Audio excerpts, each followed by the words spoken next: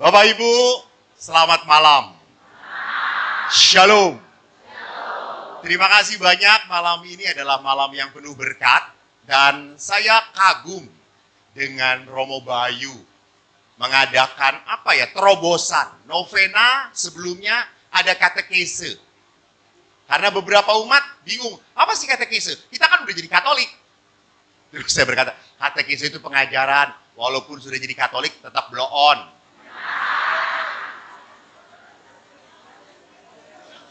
Leres Rama?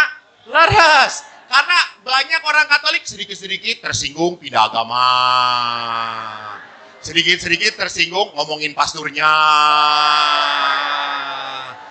Sedikit-sedikit tersinggung gak ke gereja lagi. Sedikit-sedikit tersinggung kolektenya kecil. Gitu. Kalau itu sih bukan tersinggung. Kolektor kecil mah udah bawaan orok. Baik, saya diminta untuk yang kedua sukanya apa? Bahwa Romo Paroki menuliskan sebuah dasar katekese yang diangkat dari surat apostolik Yohanes Paulus kedua, yaitu Rosarium Virginis Mariae, Rosari Perawan Maria. Jujur, karena saya diminta, maka saya baru baca juga. Jadi terima kasih. Romo, ini adalah beban bagi saya menyiapkan. Dan malam ini kita akan berbicara, memang 9 malam, ini malam kedua ya.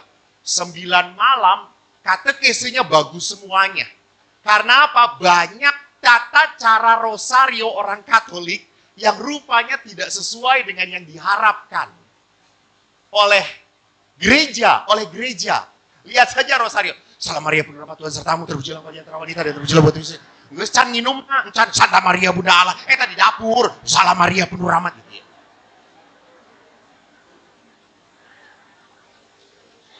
Jadi kebanyakan rosario adalah apa? Adalah untuk mengisi waktu yang penting selesai. Yang penting selesai. Padahal bukan itu. Rosario menjadi sebuah doa kontemplatif indah. Apa itu kontemplatif? Apa itu meditasi? Saya akan berbicara sedikit. Meditasi dengan kontemplasi apa bedanya? Kan ada doa meditasi Kristiani. Pernah dengar? Beberapa pengkhianat. Kelihatan cuma ke gerejanya cuma hari Minggu doang gitu ya. Jadi ada meditasi Kristiani, ada meditasi cinta kasih. Kan ada Teize. Ada tahu toh Teize? Ada persekutuan doa karismatik. Tahu toh? Nah, ada metode doa itu macam-macam. Yang cukup populer adalah meditasi. Dan yang kedua, kontemplasi tidak terlalu populer. Kenapa? Lama-lama capek juga saya kalau nggak naruh di sini. Kontemplasi itu banyak dipakai oleh para biarawan. Tapi, rosario itu adalah doa kontemplasi. Meditatif itu apa? Meditasi itu apa? Meditasi itu adalah berdoa menggunakan kepala, akal budi, merenung. Jadi kalau kita merenung, misalnya kita membaca kitab suci tentang apa? Lukas, tentang orang wanita pendosa yang diampuni oleh Yesus. Satu hari Yesus datang ke rumah orang Farisi, diundang. Dan ada wanita yang sepanjang Yesus datang, dia menangis di kaki Yesus. Menangis. Dan sampai basah kaki Yesus. Artinya apa? Langsung dipikirin. Oh berarti kalau orang menangis sampai basah kaki Yesus, berarti menangisnya sungguh-sungguh. Bukan nangis Bombay. Bukan nangis karena nonton drama Korea. Setelah wanita itu menangis, wanita itu membersihkan, mengelapi kaki Yesus dengan apa? Menyeka dengan rambut. Halo, wanita, bagi wanita rambut itu apa? Lihat, mahkota. Wanita paling sedih kalau rambutnya rontok dan pecah-pecah. Walaupun udah tua.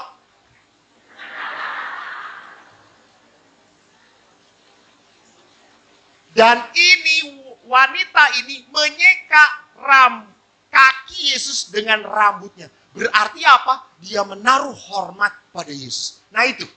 Jadi meditasi itu pakai kepala, dipikirkan. Kenapa? Kenapa? Kenapa? Meditasi. Supaya akhirnya orang semakin mengerti Tuhan dan dituntun oleh kebenaran Tuhan. Itu meditasi. Pakai olah pikir.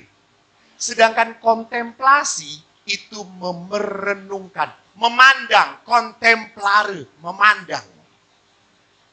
Untuk apa? Merasakan, menikmati. Maka kalau dalam kontemplasi yang dipakai itu apa? Imajinasi. Yang dipakai itu kehendak, keinginan, kemauan, perasaan. Loh pastor, kok kita pakai daya hayal, daya imajinasi? Loh Bapak Ibu, orang tukang menghayal salah. Kalau tidak mau diwujudkan. Dulu konon katanya Thomas Alva Edison pun untuk menemukan lampu, dia menghayal bahwa ada cahaya pijar yang bisa seperti itu. Dia menghayal dahulu. Bisa terjadi. Jadi di dalam berdoa pun kita harus memakai apa? Imajinasi. Imajinasi. Tetapi tidak hanya imajinasi, saya memakai perasaan. Sehingga apa? Saya terlibat di dalam cerita Yesus. Saya masuk di sana dengan kontemplasi. Maka tujuan kontemplasi apa? Supaya manusia akhirnya mengalami cinta Tuhan. Menikmati sukacita di dalam Tuhan. Jadi memang doa yang paling baik itu adalah kontemplasi. Karena dalam kontemplasi, orang akhirnya dihidupi oleh Roh Kudus. Dia bukan hanya tahu Tuhan, tapi juga merasakan Tuhan. Merasakan Tuhan. Itu kontemplasi. Nah, kalau sekarang kita berbicara tentang doa rosario, itu adalah doa kontemplatif yang indah. Mengapa? Jadi saya mau ke belakang dahulu, mau mengingatkan bahwa doa rosario itu bukan doa yang memikirkan Bunda Maria. Salah. Jadi bukan sampai mana? Salam Maria penuh rahmat, ih gelis pisan. Santa Maria, ih rambutnya aduh halus pisan. Doakanlah kami, ih hidungnya hayang kos Maria, aduh kayak gitu. Jadi setelahnya tuh Bunda Maria setelah ini semoga saya tetap muda seperti Maria. Keluar tetap kos juri gitu ya. Jadi rosario itu bukan memikirkan Bunda Maria, salah. Rosario itu tetap memikirkan siapa? Peristiwa Yesus. Peristiwa Yesus. Ada berapa peristiwa nak? Salah, dipecat jadi misdinar. Ada berapa? 5. Bagus, cuma 4. Ayo, peristiwa gembira, mulia, terang, sedih, mulia. Satu lagi. Ini kelihatan ciri khas pasturnya kurang mendidik.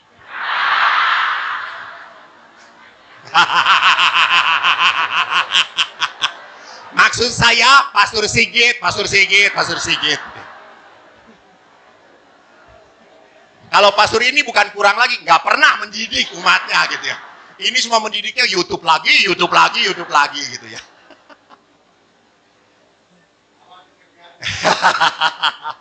Jadi saudaraku yang terkasih, bahwa rosario itu kita merenungkan peristiwa Yesus bersama Maria.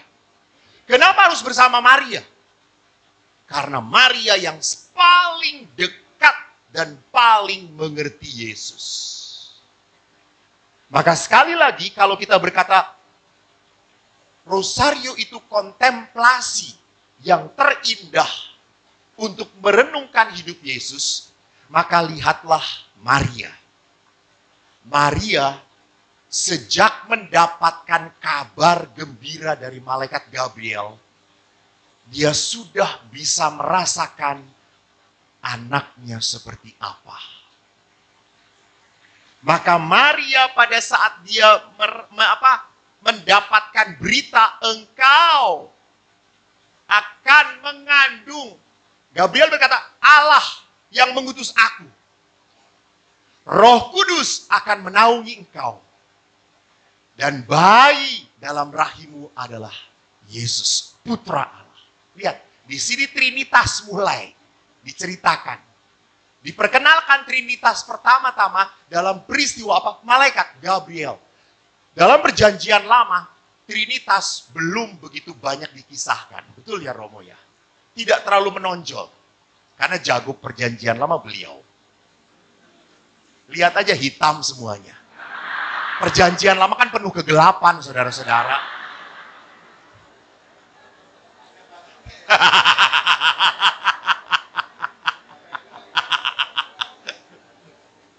Jadi di dalam warta pada saat malaikat berkata, engkau akan mengandung karena Roh Kudus dan putramu adalah Allah.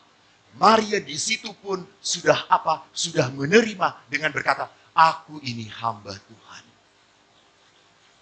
Apalagi begitu kaget pada saat ia mengunjungi Elisabet. Elisabet teriak apa?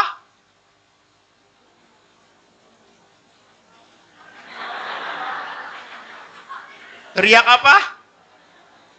Ya Allah. Maria datang. Ih. Itu kalau Maria dari Subang. Elisabet berteriak, siapakah aku ini? Sampai ibu Tuhanku. Lihat, Tuhanku. Maria langsung, ibu Tuhanku. Elisabet sudah tahu. Maria sungguh menerima Yesus dalam batin dia. Itu, mengenal. Bahkan pada saat Maria melahirkan Yesus dalam Injil Lukas, apa yang terjadi? Maria memberikan kain lampin. Dalam Injil Lukas 2 ayat 7, ia membungkus dengan lampin dan membaringkannya dalam palungan. Betapa Maria punya perasaan kedekatan dengan anaknya. Tidak hanya itu, Maria mengerti sekali pada saat umur 12 tahun dengan penuh kekagetan mencari. Bagus sekali ya Lukas 2, saya lihatin sebentar. Saya tidak seperti Romo Bayu tuh kitab suci hafal. Tapi cuma hafal, saya pelaku firman. Beliau itu penghafal firman, saudara-saudara. Di dalam Injil Lukas, bab 2 dikatakan apa? Ketika orang tuanya melihat dia di depan para pemuka agama, tercengang mereka. Lalu ibunya berkata apa? Nak, ini bagus. Nak, anakku. Bahasa Jawa, tole. Kalau orang Subang, ujang. Kunaon maneh teh. Mengapa engkau berbuat demikian pada kami? Bapakmu dan aku dengan cemas mencari engkau. Lihat, Maria begitu takut kehilangan. Siapa? Anaknya. Peristiwa yang lain pun yang bisa memperlihatkan hubungan dekat Yesus dengan Maria adalah apa? Perjamuan di Kana. Di saat semua yang punya pesta, semua orang tidak tahu bahwa anggur habis, Maria yang tahu. Dan Maria mengerti kegelisahan orang-orang itu. Dan Maria hantarkan kegelisahan itu pada putranya. Kenapa kok bisa gitu? Maria percaya. Anakku bisa. Anakku bisa menyelesaikan masalah. Maka Maria berkata, mereka kehabisan anggur. Padahal Yesus, mau apa daripadaku ibu? Waktuku belum tiba. Dan setelah itu Maria berkata kepada para pelayan, bukan pada Yesus, lakukan apa yang dia katakan. Jadi walaupun Maria belum pernah melihat mujizat, tetapi Maria sangat tahu Yesus bisa menyelesaikan masalah. Saking dekatnya Maria dengan Yesus. Dan kedalaman Maria dengan Yesus, lihat, Maria pun akhirnya menjalani perjalanan dengan Yesus, dengan putranya dalam kesedihan. Dia menatap sebagai seorang ibu dengan sedih anaknya memanggu salib, bahkan disalib. Maria menatap dengan sedih. Maka ada satu patung yang selalu saya ingat adalah apa? Pieta. Anda tahu Pieta? Patung apa coba? Jangan pura-pura nggak ngeliat Romo. Langsung, patung apa coba? Lu kayak Yudas Iskariot banget, bukan aku Tuhan, bukan aku Tuhan. Pieta, patung apa itu? Maria memangku Yesus. Kalau Maria memangku pastor, aboto gitu ya. Bukan Pieto. Pieta, betul-betul lihat. Umumnya yang menguburkan orang tua itu anak, betul atau tidak? Ini kalau orang tua harus menguburkan anak, berat banget. Maria bersedih. Maria bersedih. Inikah konsekuensi dari kata-kata aku ini hamba Tuhan? Terjadilah padaku menurut perkataanmu. Ini konsekuensinya. Di tanganku harus tergeletak anakku yang kukasihi. Tapi tatapan Maria bukan hanya bersedih. 3 hari kemudian tatapan Maria berbinar-binar. Karena apa? Menyaksikan putranya bangkit. Tidak ada di dalam kubur. Dan tak terhenti sampai situ kisah hubungan Maria dengan Yesus. Apa? Kisah hubungan Maria dengan Yesus diteruskan di dalam peristiwa Pentakosta. Maria berapi-api. Karena apa? Karena Roh Kudus turun atas mereka.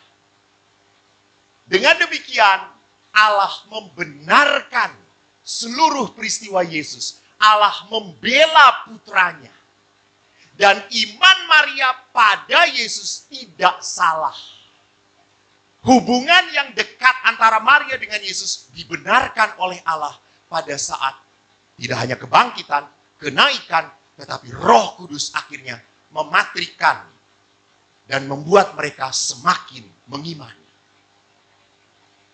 Jadi saudaraku, kalau begitu, siapa yang paling bisa merasakan pergumulan hidup dengan Yesus? Maria. Maria. Siapa yang punya kedekatan dengan Yesus? Maria. Maka kalau seorang Katolik berdoa bersama Maria, sangat elok sekali. Sangat benar sekali. Kenapa? Karena Maria punya hubungan batin dengan anaknya. Maria sungguh lekat dengan anaknya. Di dalam benak hati Maria, ingatan dia cuma siapa? Yesus, Yesus, Yesus. Maka lihat Maria di dalam kitab suci senantiasa dikatakan apa? Ia merenungkan setiap peristiwa bersama putranya. Maka dikatakan di dalam Injil Lukas bab 2 ayat 19, ia menyimpan segala perkara dalam hati dan merenungkannya. Merenungkannya.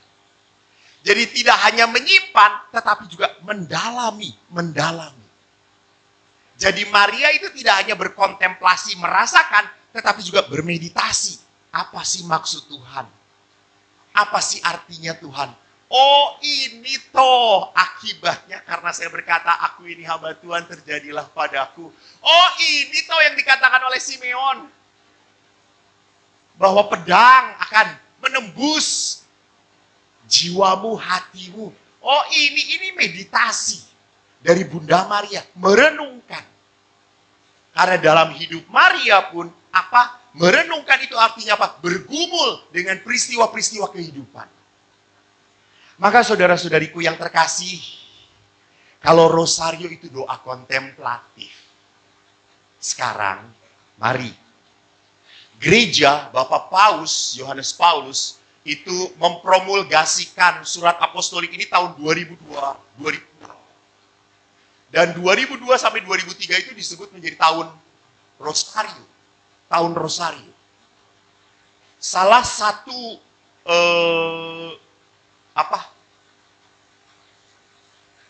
hobi, dikatakan hobi atau hobi, kecintaan dari Paus Yohanes Paulus adalah rosario. Rosario. Dan rosario adalah kekuatan bagi paus ini.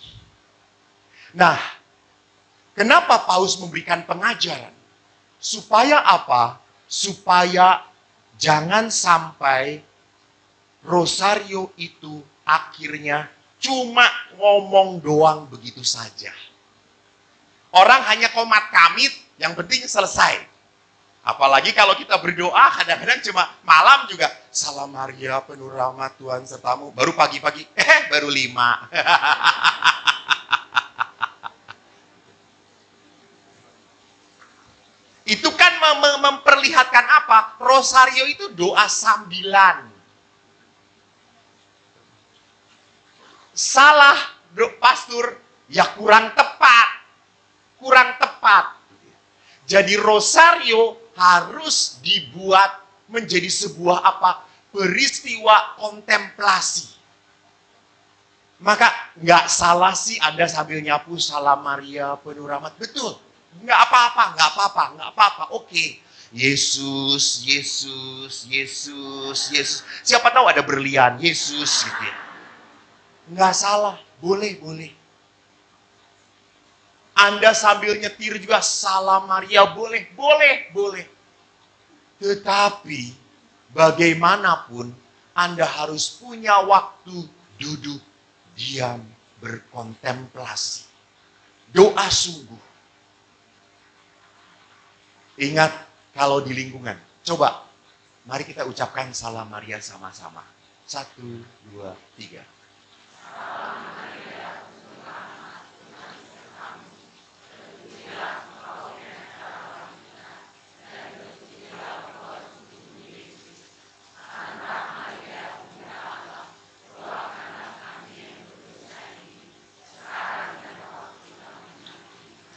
Lihat, Anda lihat narik nafas Anda sama. Iramanya sama. Ketukannya sama. Jadi doa Salam Maria itu adalah apa? Iringan kontemplasi kita. Iringan kita membayangkan apa? Itu mengiringi saya membayangkan apa. Jadi ini kan seperti musik. Ini organnya.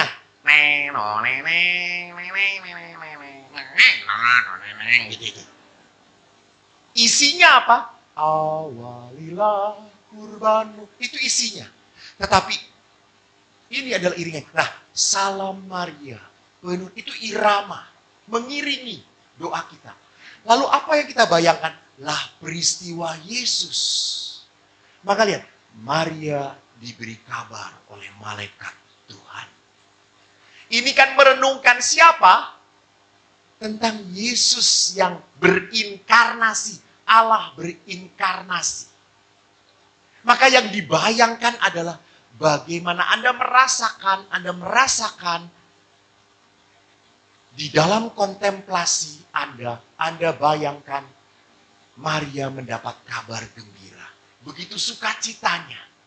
Dipilih oleh Tuhan. Maka di dalam doa rosario itu pun kita berkontemplasi juga membawa kehidupan kita.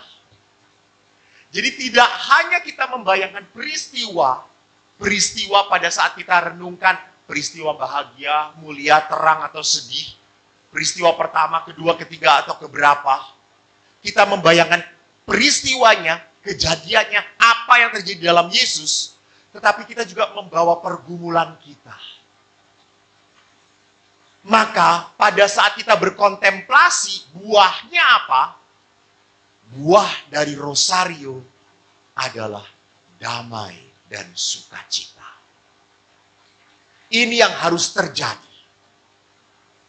Maka rosario itu disebut sebagai doa apa? Doa perdamaian.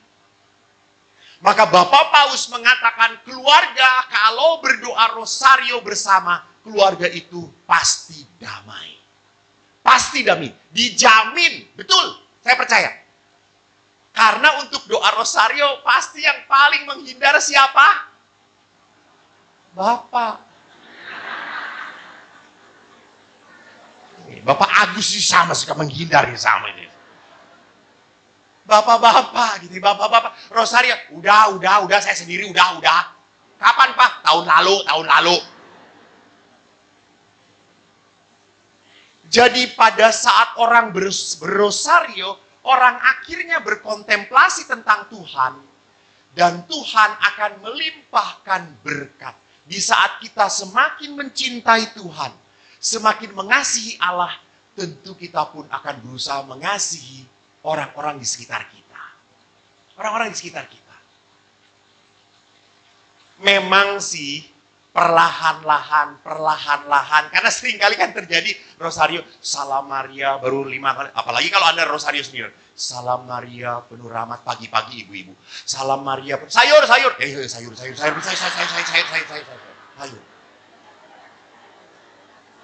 Lupa sebelum saya beli sayur gitu ya.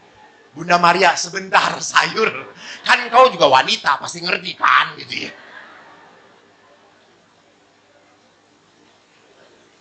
Betul ibu-ibu?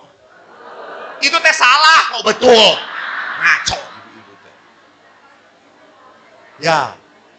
Nah, maka dari itu mulai sekarang belajarlah. Kalau emang Anda mau rosario, belajarlah. Karena doa itu memang sebuah pengorbanan. Ya, betul. Mana ada orang berdoa sukacita, senang. Umumnya jarang. Kalau sudah doa, alah. Kalau nonton drama Korea, Anda memelotot. Episode demi episode kurang, belum. Tiba-tiba, aduh masak belum selesai. Ya. Jadi, ambil waktu untuk sungguh Anda duduk di tempat yang sama dan jauhkan dari gangguan. Belajarlah untuk berkontemplasi. Di saat Anda berdoa bersama Bunda Maria. Doa yang semacam itulah yang membuahkan damai. Jadi kalau pertanyaannya, Pastor, si ibu ini teh ya sering banget doa rosario. Tetapi ya Tuhan, eta bibirna. Cerewet, ngambek-ngambek. Yang salah di mana? Yang salah adalah dia tidak sungguh-sungguh berdoa. Dia hanya formalitas berdoa. Dia hanya melakukan kewajiban, saya harus rosario setiap hari. Kewajiban, no. Rosario itu adalah apa? Tempat menyucikan Anda, menguduskan Anda. Maka Bapak Ibu yang terkasih, kalau rosario dikatakan sebagai apa? Tempat untuk berkontemplasi yang paling indah. Sekali lagi, Anda hanya bisa melakukan pada saat tenang, diam, merenungkan setiap peristiwa, dan menghantar pergumulan kita. Karena Maria pun sama, untuk mengerti Yesus, tidak langsung dia mengerti. Dia pun harus bergumul, oh ini Tuhan yang kau kehendaki. Oh ini Tuhan yang kau mau. Maka kalau doa rosario tidak hanya apal cangkem, tidak hanya merotol gitu, Salam Maria penuh rahmat Tuhan sertamu, manehun ayeuna Santa Maria Bunda Allah. Salam Maria geus sabaraha ayeuna? Salapan hiji deui.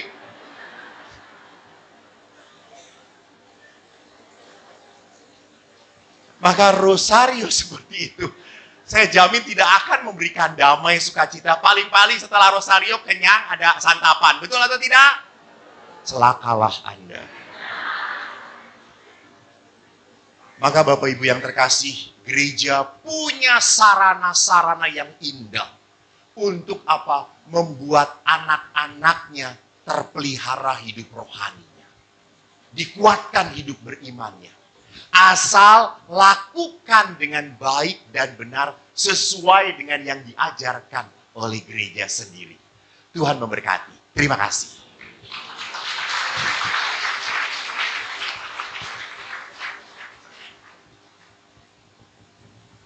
Terima kasih atas penjelasannya. Sebelum kita buka sesi tanya jawab, Romo ada pesan-pesan. Oh iya benar. Ada pesan. Bapak Ibu, menarik sekali bahwa hari ini kalau Anda lihat pada saat maju itu tadi, oh sono di sono ya, di depan situ ada beberapa bapak-bapak yang semangat, ayo, nyumbang.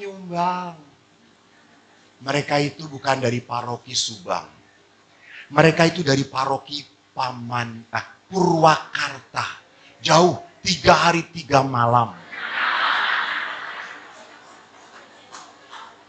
Untuk datang ke tempat ini. Anda tahu gereja Purwakarta adalah gereja yang paling jelek di Keuskupan Bandung. Maka umat yang minta pun kalau jelek-jelek wajar saja gitu ya. Gereja ini punya upaya untuk membangun. Perlu beli tanah untuk sarana pastoral.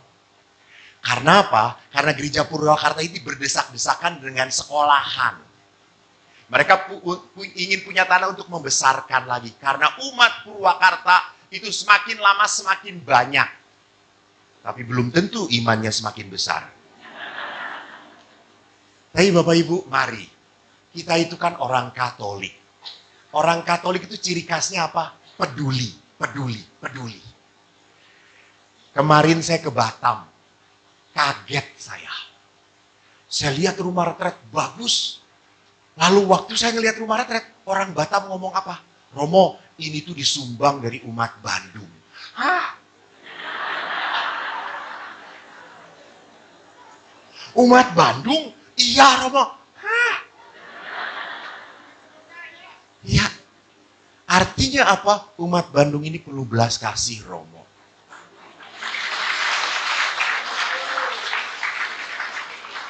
Jadi Bapak Ibu dan konon katanya yang datang di sini juga banyak umat Jakarta. Umat Jakarta lebih berbelas kasih.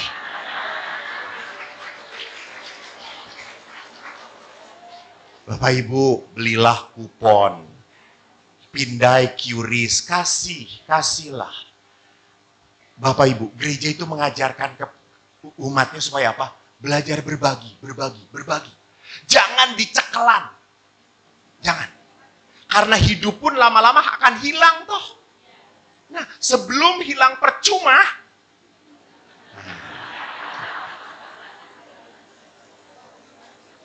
lebih baik hilang untuk membangun kerajaan Allah di surga ini. Mulia banget. Betul? Nah, kalau sampai ada yang tidak membeli kupon, dan tidak scan QRIS, berarti Anda minta diambil hidup Anda oleh Tuhan. Loh, saya tidak mendoakan. Saya hanya mengingatkan gitu ya. Kan sudah diberi oleh Tuhan, ya kasihkan kepada Tuhan. Lu gak mau ngasih harta lu, gua kasih nyawa lu, gua ambil nyawa lu gitu ya. Saudaraku, hidup itu belajar apa? Memberi. Supaya kita apa pada saat kehilangan yang berat, kita sudah siap. Jadi dengan memberi itu berarti apa? Kita siap dan mengatakan Tuhan, semua itu mengalir dari kamu kok. Kalau saya beri, tidak akan saya kehabisan. Karena apa? Saya percaya. Jelas? Lain jelas, nyumbang.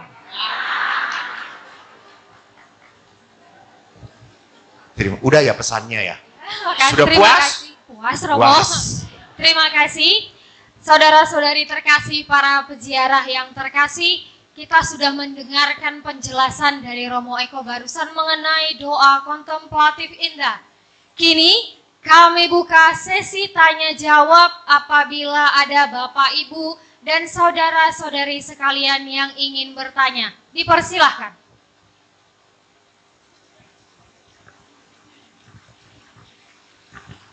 Kalau nggak ada pertanyaan juga jangan cari-cari pertanyaan. Selamat malam Romo Eko. Oh malam Pak, siap. Terima kasih. Saat saya berdoa rosario, pada saat merenungkan peristiwa gembira pertama, di mana Maria menerima kabar dari malaikat Gabriel bahwa ia akan mengandung itu kan masuk dalam peristiwa gembira. Iya. Tapi saya sendiri juga merenungkan bagaimana perasaan Bunda Maria pada saat itu, di mana imajinasi saya juga, oh Bunda Maria saat itu baru berusia 14 tahun dan belum nikah. Padahal hukum saat itu, kalau wanita belum menikah, mengandung, hukumnya adalah hukum rajam. Berarti duka sendiri bagi Bunda Maria.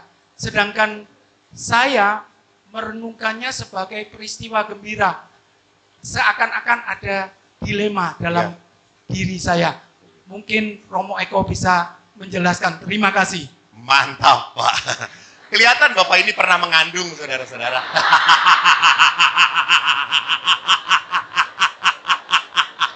Kalau Bapak mengandung betul-betul Roh Kudus itu namanya.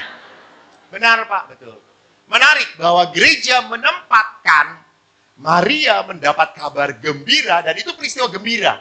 Kenapa? Karena warta gembira itu tentang Yesus. Tentang Yesus yang akan datang ke dunia. Betul, bagi Maria, ini bukan hal yang mudah. Perawan di kampung. Pasti semua akan ngomongin. Katanya orang kudus, katanya orang suci, sering membaca Taurat, kok mengandung? Pasti. Tetapi gereja melihat apa? Justru Maria kita teladani karena apa?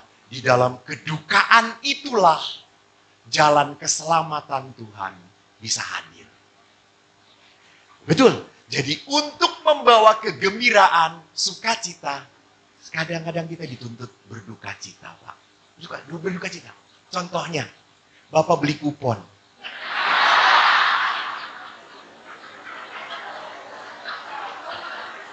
Jangan ketawa, ini serius ini, Pak. Bapak beli kupon padahal jatah untuk beli rokok. Bapak nge-track QRIS padahal ini tuh jatah untuk memperbaharui rumah. Bapak, aduh ini tuh duit saya. Oke, Bapak berkorban, tetapi umat di Purwakarta bersukacita atas penderitaan Bapak. Mana yang lebih penting? Bapak senang atau Tuhan mulia? Jelas, lakukan.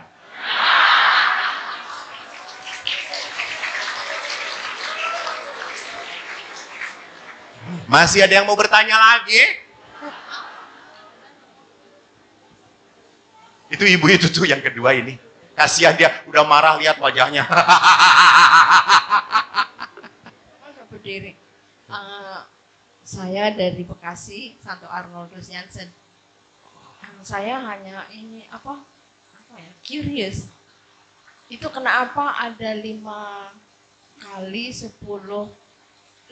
putaran, 10 kali Bunda Maria, Salam Maria. Bukan 10 atau 3 kali. Kenapa 5 kali? Itu aja Romo. Terima kasih.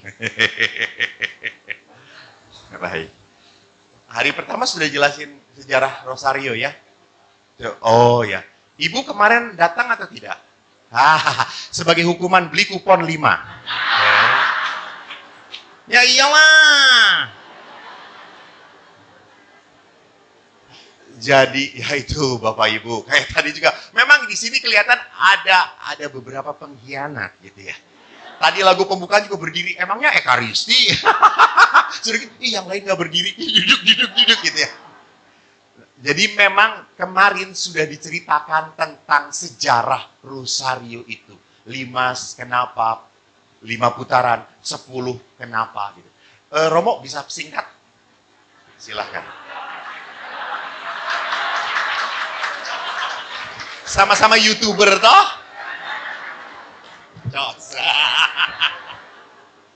Kalau gitu honornya bagi 2 cuy. Sebenarnya itu dulu 150 Bu untuk melambangkan Mazmur. Makanya ada 3 peristiwa. Yang keempat ini kan tambahan baru-baru. Jadi sebenarnya 50 itu karena kalau orang berdoa 150 Habis berdoa mati dia, Bu. Maka dibagi 3, 50, 50, 50. Singkatnya begitu. Setengah ya? Setengah. Amplop segitu mah kecil lah. Begitu Bu, sejarah dalam sejarah. Oke. Ada yang lain? Tidak mau bertanya karena takut beli kupon.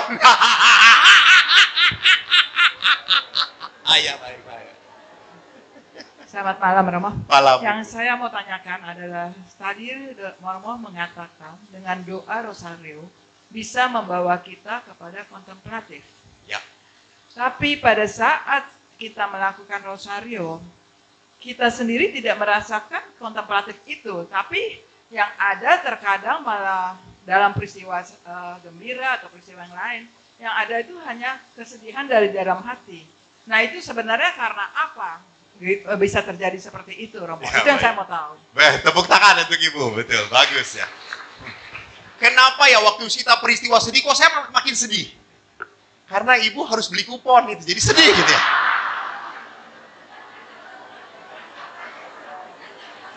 Makanya saya jagoan cari dana itu saudara-saudara. Bu, lihat. Rosario itu doa kontemplasi. Saya menatap Yesus. Supaya apa? Saya dapat kekuatan. Kenapa sampai pada saat rosario saya peristiwa sedih? Kok saya malah melihat masalah saya, kesedihan saya, kekecewaan saya, kemarahan saya? Ibu-ibu, hati-hati. Setan bisa menggunakan doa untuk menggoda Anda. Jadi pada saat Anda peristiwa sedih, justru Anda mengingat peristiwa sedih begitu lama, akhirnya makin tertekan, makin gelisah. Anda terlalu melihat masalah Anda.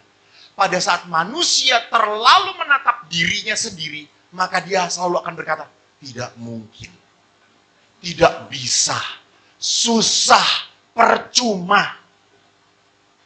Tapi di saat doa rosario, kita belajar untuk apa? Lebih berani menatap Tuhan daripada penderitaan saya. Ibu ingat Daud dan Goliat? Daud begitu kecil. Goliat tingginya 3 meter lebih.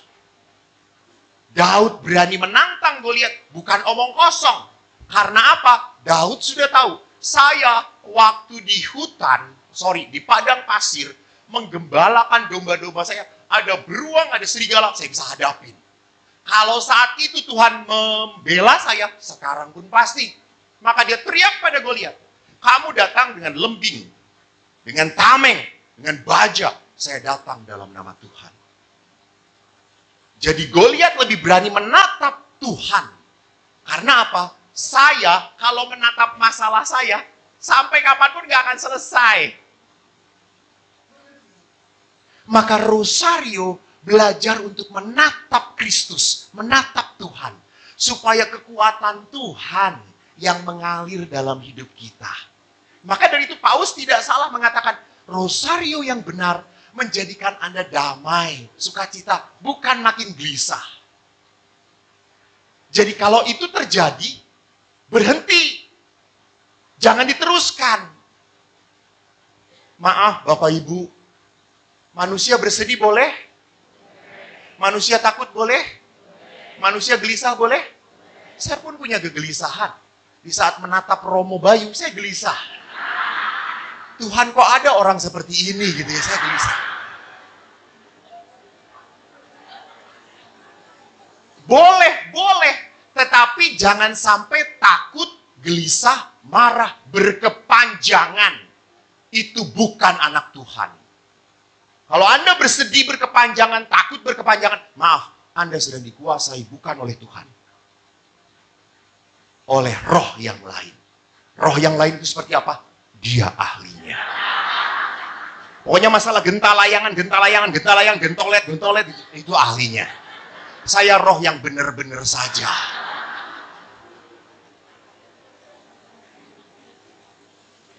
Jadi itulah Bu. Jadi kenapa kok saya semakin bersedih? Karena Anda terlalu menatap penderitaan Anda. Tatap Yesus. Tatap Dia. Dia akan beri kekuatan pada Anda. Semoga menjawab. Terima kasih Ibu. Maaf, bukannya semakin bersedih, tapi pada saat diberi peristiwa sedih itu akan melarutkan kita. Ya. Tapi dalam sepanjang doa rosario itu di peristiwa lain tidak menjadi, itu memberikan keamanan. Cuma saya bertanya, kenapa pada peristiwa itu harus terjadi seperti itu begitu? Nah, bukan terlalu larut. Bener. Kenapa dalam peristiwa sedih gitu? Ya betul, karena nggak mungkin peristiwa gembira kita bersedih. Karena kan kita tidak membayangkan kesedihan kita. Betul, dalam peristiwa sedih muncul memori-memori kepedihan. Muncul memori kepedihan. Tidak salah untuk dipersembahkan kepada Tuhan, tapi tidak boleh tenggelam di sana. Jadi saya harus tetap kembali menatap Yesus. Di situ ada kekuatan. Di situ ada berkat. Di situ Roh Kudus bekerja. Terima kasih, Ibu.